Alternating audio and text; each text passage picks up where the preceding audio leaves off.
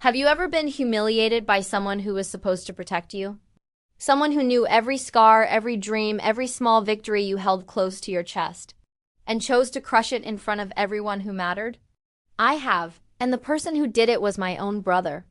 I remember standing in the hallway of our parents' house, the wooden floors creaking under my boots, the smell of my mother's coffee still warm in the air, and my brother leaning against the doorframe with his arms crossed like he owned the world. He looked at me the way you look at something broken, something unfixable. I was 23 years old. I had just told my family I was enlisting. I had passed every test, every physical trial, every written exam. I had earned my place. But when I said it out loud, when I said, "I'm joining the Navy," my brother laughed. Not a small laugh. Not the kind you brush off. He laughed like I had just told the funniest joke he'd ever heard, and then he said it, right there, in front of my father, my mother, my younger sister, who looked up to me like I was made of something stronger than flesh. He said, You don't have a future. You're going to wash out in 3 months. Women like you don't make it. Women like you."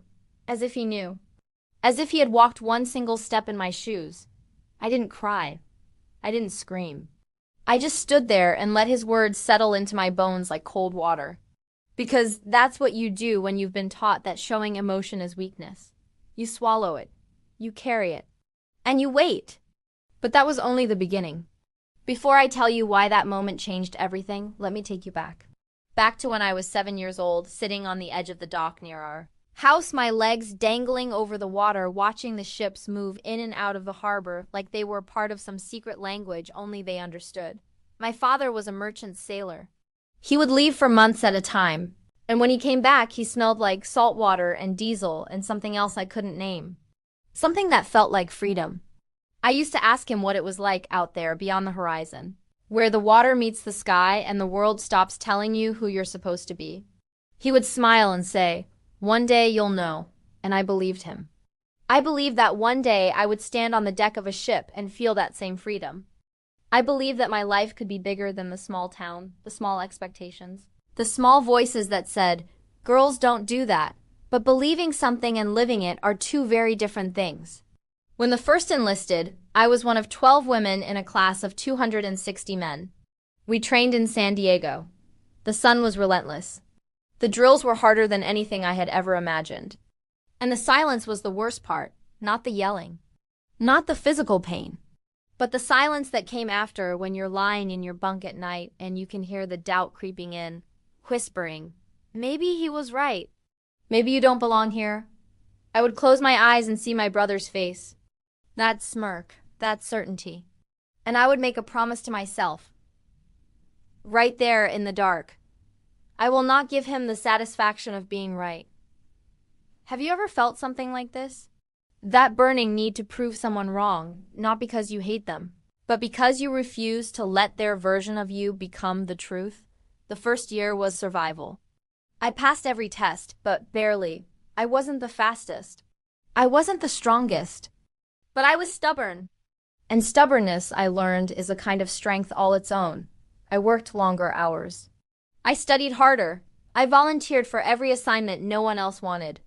I became invisible in the best way, not because I disappeared, but because I became so reliable, so consistent, that my presence was simply expected. And slowly, something shifted. The men who used to ignore me started nodding when I walked by. The officers who barely knew my name started calling on me in briefings. I wasn't just surviving anymore. I was earning my place. But my brother never called. Not once. 3 years in, I was assigned to a destroyer. The USS Mahon. It was a fast, lean ship built for speed and precision. And I loved it the way you love something that demands everything from you and gives nothing back except the quiet knowledge that you are exactly where you are supposed to be. I worked in navigation. I plotted courses. I calculated distances, wind speeds, tides, the mathematics of staying alive when the ocean wants to swallow you whole. And I was good at it. Better than good. I was one of the best. My commanding officer, Captain Reynolds, was a man in his 50s with gray hair and eyes that saw everything. He didn't smile often. But when he did, you knew you had earned it. One day, after a particularly difficult operation where we had navigated through a storm that knocked 3 men off their feet and sent equipment crashing across the deck, He pulled me aside. He looked at me for a long moment, and then he said, "You've got something most people don't, petty officer. You've got the kind of calm that holds a ship together when everything else is falling apart." I didn't know what to say, so I just nodded, and he walked away. But I carried those words with me like a lifeline.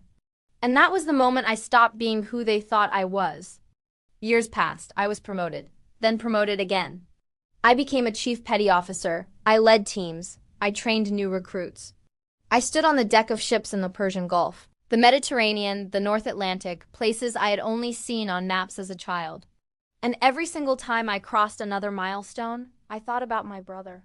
I thought about calling him. I thought about sending a photo, a letter, something that said, "See? You were wrong," but I never did. Because I realized something important. I didn't need his approval. I didn't need him to witness my success for it to be real. My life was mine. My victories were mine. And I was building something he would never understand because he had never had to fight for it the way I did. But life has a way of bringing things full circle, doesn't it? It was a Tuesday in late September. I was 38 years old. One had been in the Navy for 15 years. I was stationed at Naval Base San Diego, serving as the senior enlisted advisor for my unit, a role that put me in direct contact with admirals, generals, and officials I had only ever seen in photographs. There was going to be a ceremony. A big one. The Navy was commissioning a new ship, the USS Freedom, and it was going to be a media event. Press, cameras, families, the whole spectacle. I wasn't supposed to be the center of attention. I was just there to support the operation, to make sure everything ran smoothly behind the scenes. But 2 days before the ceremony, my commanding officer called me into his office. Rear Admiral Lawson was sitting at his desk, his hands folded, his expression unreadable. He gestured for me to sit. And then he said, "Chief, I'm giving you the honor of accepting the ceremonial key to the Freedom on behalf of the crew." I stared at him. I wasn't sure I had heard him correctly. The ceremonial key is symbolic, yes, but it is also sacred. It represents trust.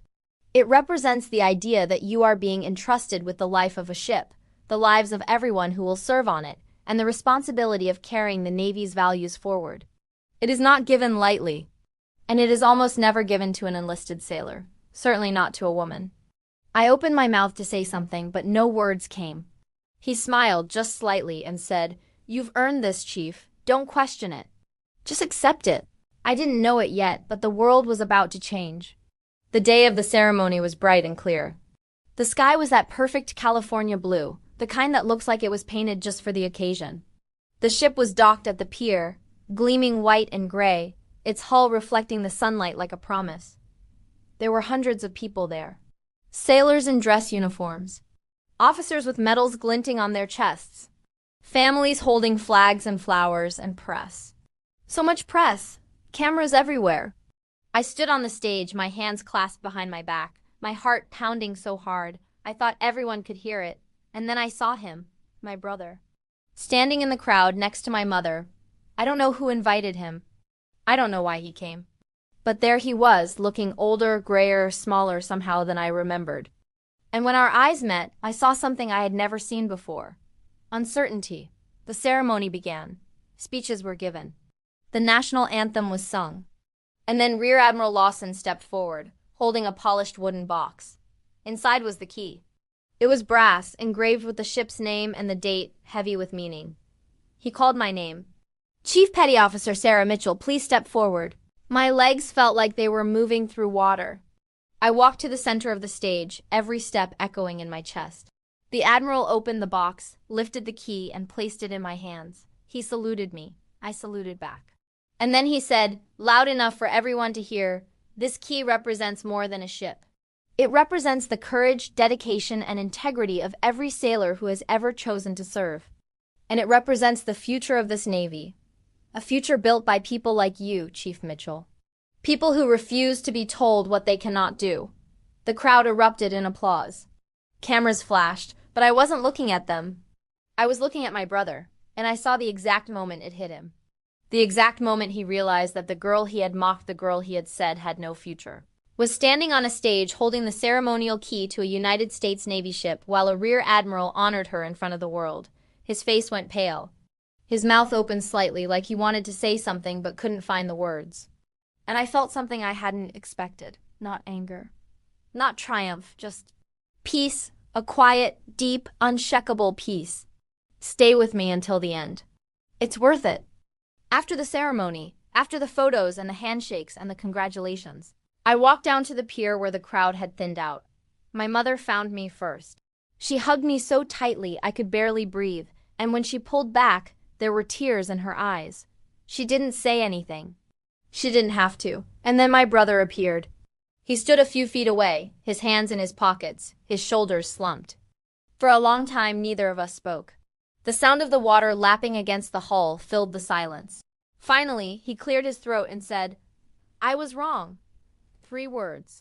That's all he gave me, but they were enough. Not because they erased the past. Not because they healed 15 years of doubt and pain and proving myself over and over again. But because they were honest. And honesty, I had learned, is the only foundation on which you can rebuild anything. I looked at him, really looked at him, and I realized something I hadn't expected. He was just a man, flawed, scared, carrying his own doubts, his own failures, his own version of the story where he was the hero and I was the punchline. And maybe in his own way, he had been as trapped by that story as I had been by mine. I nodded, not a forgiveness, not an acceptance, just an acknowledgement. And then I said, "Thank you for coming," and I walked away. Not because I was angry, but because I had nothing left to prove, not to him, not to anyone. The months that followed were some of the best of my life. I served on the Freedom. I trained new sailors. I stood watch in the middle of the night, the ocean stretching out in every direction, endless and forgiving. And I thought about my father, about sitting on that dock when I was 7 years old, about the way he had said, "One day you'll know." And I finally understood. Freedom isn't a place. It isn't a rank. It isn't a ceremony or a key or the approval of the people who doubted you. Freedom is the moment when you stop living for their version of you and start living for your own. Share this with someone who would understand. I retired from the Navy last year. I'm 42 now. I work as a mentor for young women who are thinking about enlisting, who are standing where I stood 20 years ago, scared and hopeful and wondering if they have what it takes. And I tell them what no one told me. You do. You absolutely do. Not because you're perfect. Not because you're fearless. But because you're willing to keep going even when the world tells you to stop. And that, more than anything, is what makes you extraordinary. My brother and I talk now. Not often. But when we do, it's real. He asks about my work. I ask about his family. We don't talk about that day in the hallway. We don't need to, because the past doesn't need to be rewritten. It just needs to be seen for what it was. A moment. One moment in a life that turned out to be so much bigger than either of us imagined. Respect does not erase the past.